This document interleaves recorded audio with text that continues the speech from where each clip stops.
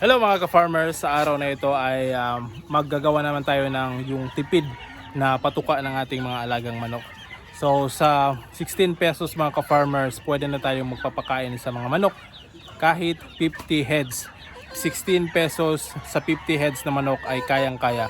So ngayon mga ka-farmers, share ko sa inyo kung paano natin gagawin yung 16 pesos na feeds papakain natin sa 50 heads na manok. Kaya ba? Tingnan lang natin. Alright, so let's go! So ito yung feeds mga ka-farmers na 8 pesos per kilo na nabili natin. So hindi talaga basura ito mga ka-farmers. In fact, pwede pa nga natin itong magandang feeds na ipakain natin sa ating mga manok.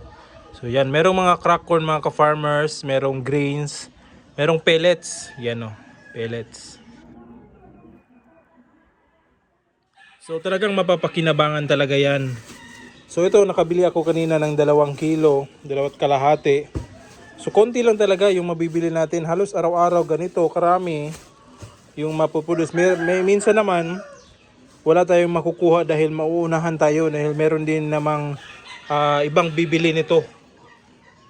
So kanina nakakuha tayo at ito yung isa sa mga nabili ko nung mga nakaraan. Yan o. Ito, ganito yan mga ka-farmers, pero hinugasan natin. Tinanggal natin yung mga buhangin na naka-mix dyan at saka yung ibang katulad nito, mayroong mga karton. Natanggal na natin. So ito na sila. Yan o.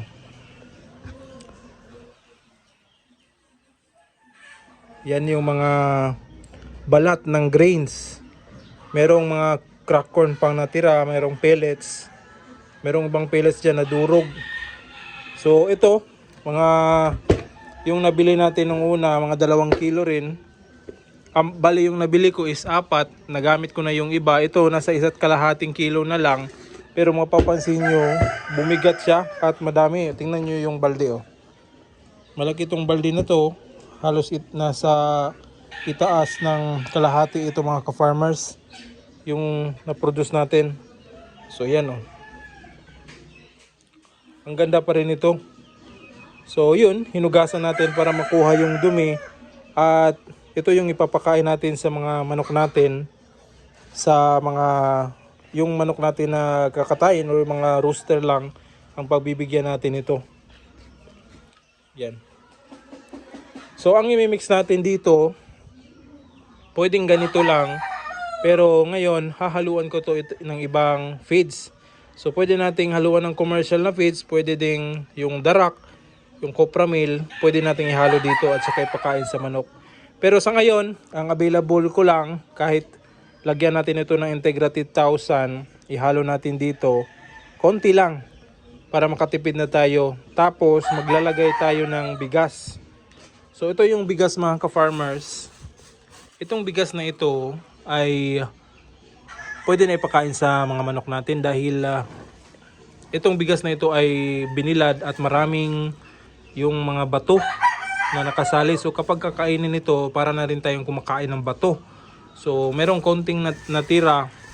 So yung bigas na yan, nagsaing ako kanina para ihalo dito. So hindi ko diretsong nilagay ng ganito mga ka-farmers. Dahil pwede naman ilagay ng ganyan. Pero para mas marami tayong malagay dito, sinaing ko. So ito. Yan, mainit-init pa yan oh.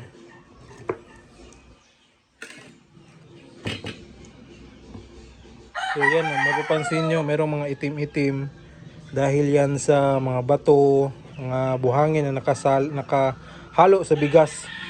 So yan ang ihalo natin dito at ipapakain sa mga manok. So itong isang naluto natin, ito 2 ganito lang ito mga ka-farmers. Tapos ito na yung na-produce natin. So mas marami siya kumpara kung ganun yung ibibigay natin, mas daling maubos ito. So ayan. So medyo mainit pa. So i-mix ko lang ito mga ka-farmers. Ito lahat ng kanin natin ilagay dito. Tapos yan yung ipapakain natin sa mga manok natin. Alright. So yan o, umuusok pa yung kanin natin dahil mainit pa. So ihalo natin ito, lalagyan natin ng konting tubig. imimix natin dito sa feeds na ito, yung 8 pesos per kilo. Tapos lalagyan ng konting commercial na feeds at yun na yung ibibigay natin. So ilalagay lang natin ito mga ka-farmers para tamang tama malamig na mamaya, saka natin ipapakain. Alright?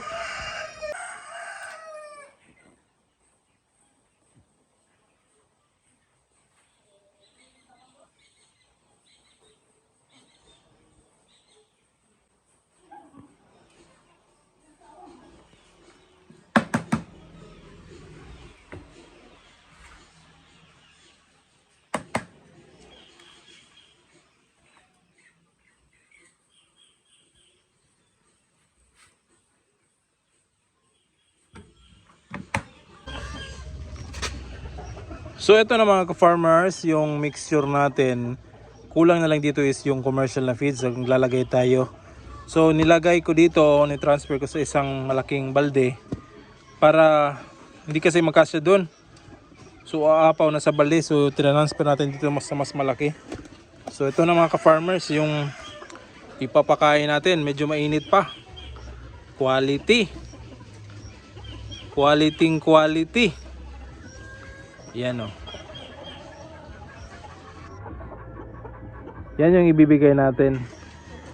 So ito siguro sa ganitong karami, 2 kilo ng 8 pesos, 16 pesos lang yung nagasto natin dito.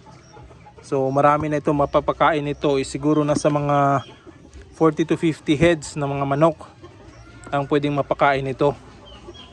So sobrang dami niyan no. Siguro kung titimbangin ito, aabot ito ng mga 5 kilo. Mahigit.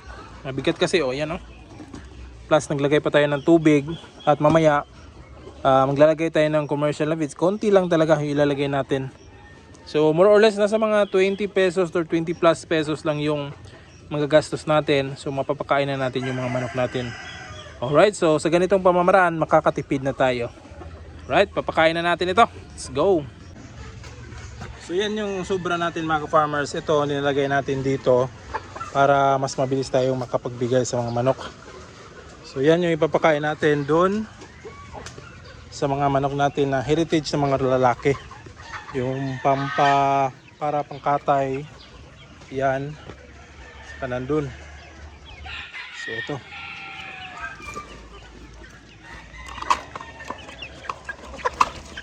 Ito pa kain kayo dyan. Ito yung mga nakalabas mga ka-farmers sa kulungan. So hinayaan na lang natin.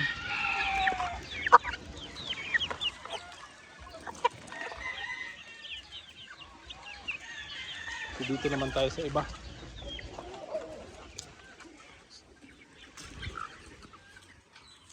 Yun. Kain.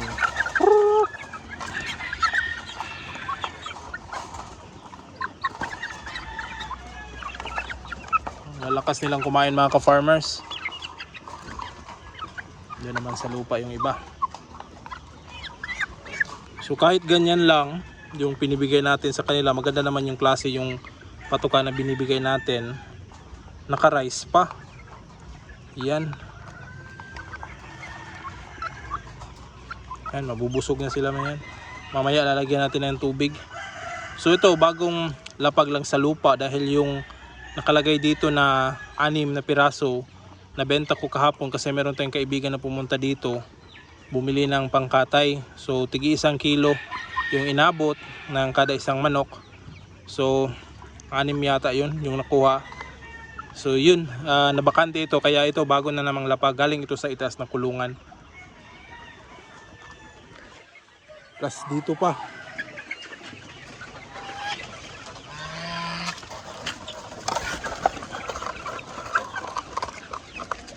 Yan ang lalakas kumain mga ka-farmers. Nagugutom na rin ito.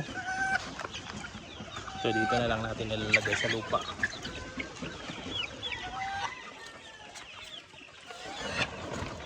Yan pati yung gansa natin.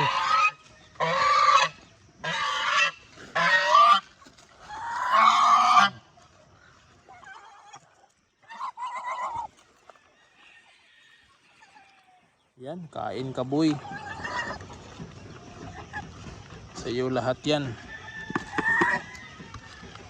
So ito yung isang gansa natin, binigay lang ito mga ka-farmers. Kaya ito, tinali lang natin siya dito. So yan yung kakainan niya. Nalagay tayo ng tubig. Siya yung security natin dito. Security dahil sa gabi kapag nakakita ito ng tao, ang lakas nitong yung maingay talaga. Yan yung ating gansa. Alright.